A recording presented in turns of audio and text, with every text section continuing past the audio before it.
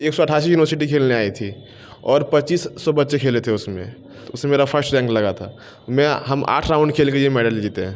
Sir mummy तो video भी बनाती है, जिसमें हम लोग गांव में रहते थे उसमें तो पापा बेरोजगार थे। और मेरा कोच है पंकज कामने सर, ये बोलते हैं कि तुम ही हो जो मतलब अपना फैमिली बैकग्राउंड बदल सकते हो। जितना यदि अच्छे लेवल पे मेडल जीतोगे, अच्छा प्राइज मिलेगा, तभी तो तुम्हारा बैकग्राउंड बदलेगा। सर का शुरू से बहुत सपोर्ट रहा है मेरे हमको। और जब 2017 में नेशनल मेडल जीते थे तो सर अनाउंसमेंट कर दिए थे कि मतलब 2017 के बाद जावेद क्लब में फ़ी नहीं देगा।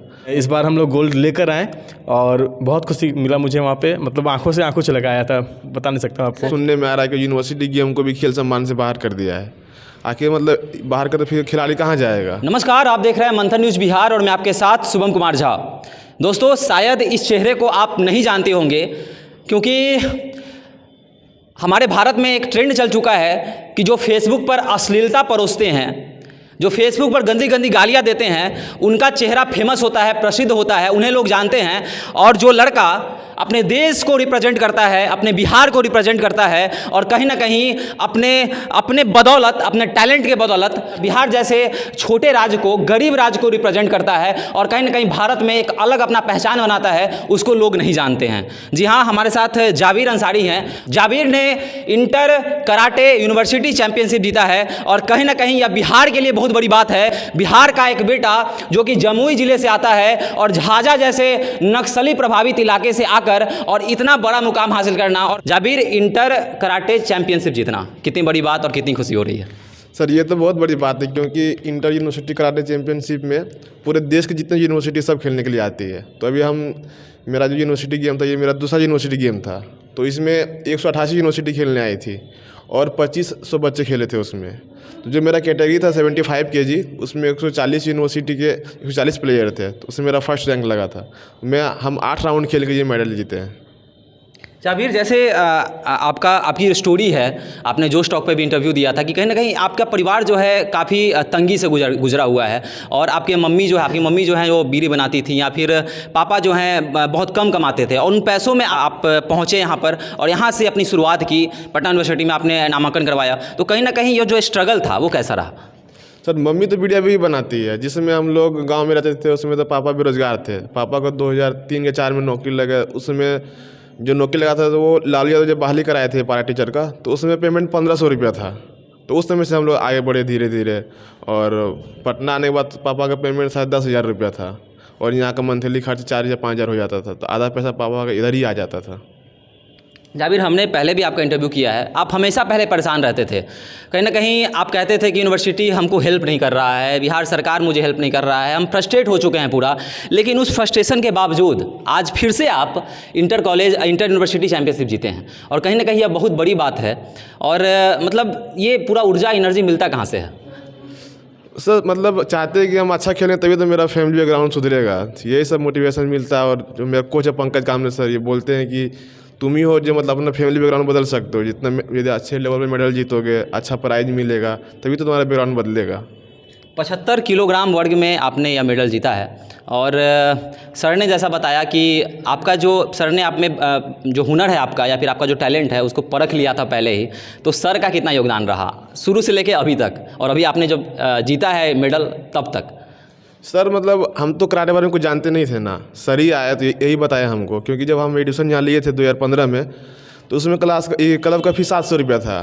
तो हम जब एडमिशन लिए तो घर में कुछ जानता नहीं था। हम सर को बताया सर कि हम तो यहाँ लॉज में रहते हैं, मेरे पास पैसा नहीं। तो बोला कि तुम कितना दे सकते हो?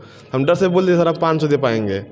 तो बोला कि ठीक है तुम 500 ही देना, और हमसे एडमिशन फ़ी भी नहीं लिए थे। तो सर का शुरू से बहुत सपोर्ट रहा है हमको। और जब 2017 में नेशनल मेडल जीते थे तो सर अनाउंसमेंट कर दिए थे कि मतलब 2017 के बाद जावेद क्लब में फ़ी नहीं देगा और ट्रेनिंग करेगा और जो नेशनल लेवल पे जहाँ भी टूर्नामेंट होगा उसका खर्च क्लब उठाएगी। तो क्लब बहुत सपोर्ट रहा है हमको। और कहीं ना कहीं सपोर्ट रहा तभी आज जाबिर आगे बढ़ रहा है और आप चमचमाते हुए इस मेडल को देख सकते हैं।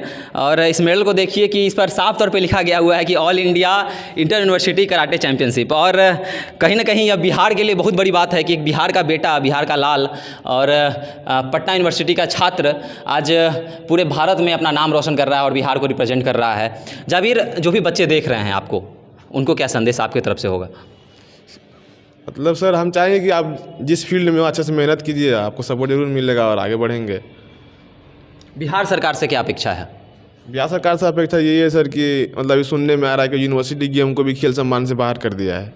आखिर मतलब बाहर कर तो फिर खिलाड़ी कहाँ जाएगा, क्योंकि अधिकतर खिलाड़ी तो बिहार छोड़ ही दिया है। मतलब क्योंकि पहले तो यहाँ यूनिवर्सिटी में ऐड नहीं था, अब यूनिवर्सिटी में ऐड भी हुआ है तो सुन रहे कि यूनिवर्सिटी गेम से भी बाहर कर दिया है। तो ये थोड़ा हम लोग के लिए दुख की बात है। सरकार से यही रिक्वेस्ट करेंगे कि यूनिवर्सिटी गेम को बाहर ना करे और जो यूनिवर्सिटी मेडलिस्ट हैं उनको सम्मान दिया जाए।